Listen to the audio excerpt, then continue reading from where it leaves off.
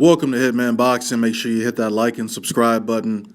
So I'm just going over some articles, and I came across an article about, obviously, the Canelo and Chavez Jr. fight that's going to be taking place on May 6th. In the article, they're saying that for every pound that Chavez Jr. is overweight, he will be fined $1 million.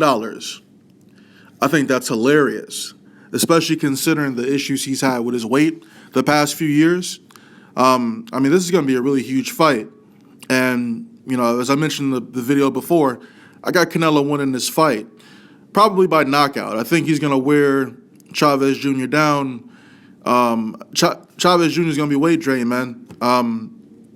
There's really no way around it. And, I know he's not trying to cut into his money, so he's going to come in, on weight. He's going to come in, at the requested weight, 164.5 pounds. I guess I'm looking forward to the fight, man. I want to see how Canelo handles someone who's bigger than him. And, I've been watching Canelo train the past, couple of months since the injury, man. He's got some really devastating hooks to the body, man. I don't think Chavez is going to be able to hold up against that, man, to be honest with you. So, I don't know. We'll see how this fight goes. There was a quote I want to read from Chavez Jr. With regards to the negotiations. I'll go ahead and start. I always said yes to the fight, but of course, I would not allow them to abuse me.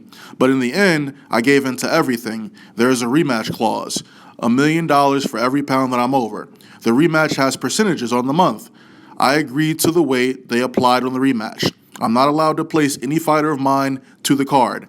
Everything is against me, but it does not matter because in the ring, it's only going to be me and him, and nobody's going to help him. That's Chavez Jr.'s statement to ESPN. So, what don't you get, man? You're not the A side in this situation, so you don't get to dictate shit. So what you complaining about? You do a lot of complaining in your career, Chavez Jr.